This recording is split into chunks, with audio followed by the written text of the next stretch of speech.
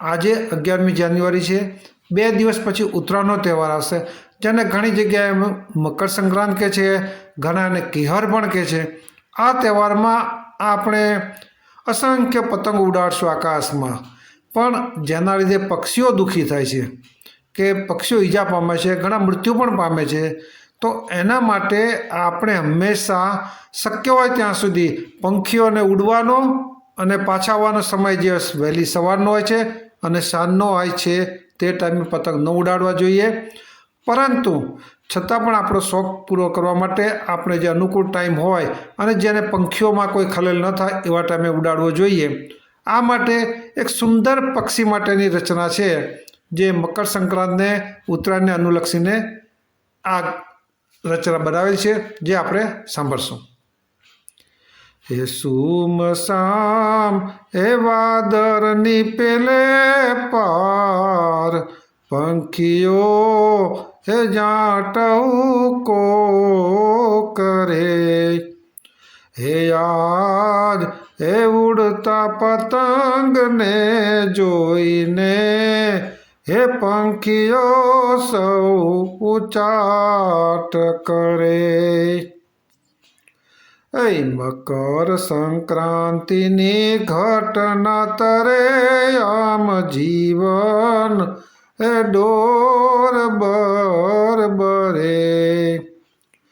રોજ સવારે જતા વિહારે મારા એ બચ્ચું વિચારે, હે સાંજે પાછા આવીશ માં તું તારે।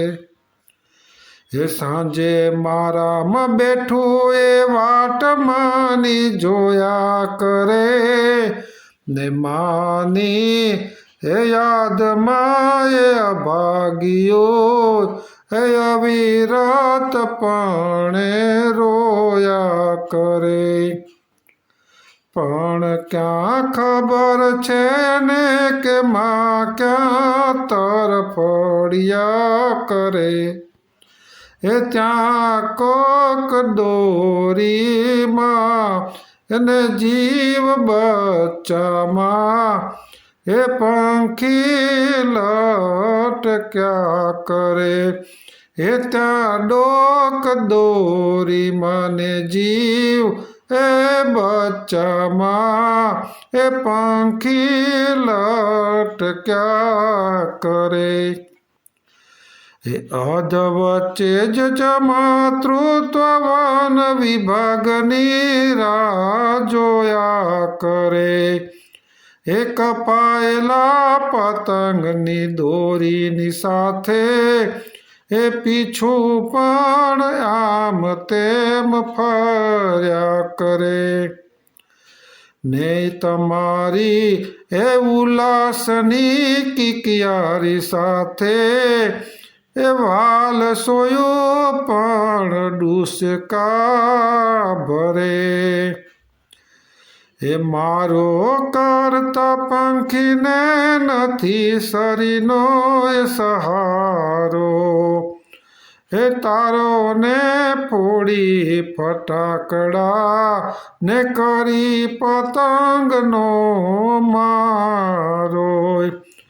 એ કેમ છીનવે છે માનવ એ તું કોઈનો જન મારો।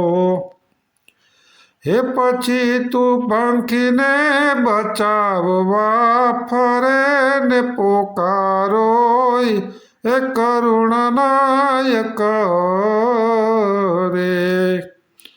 એ ધાન તણા ઢગલાથી એ ચોક આખું તું ભરે। પણ શું ક્યારે શોખ તું એ ઓછા કરે। તું નિત નવા પર્વ મનાવી મોજે મોજ ફર્યા કરે। એ ગામ વચારે વડલા ડારે એ પંખી બેઠું પૂછા કરે। એ કેમ માનવ તું કતલ અમારી એ રોજ રોજ કર્યા કરે.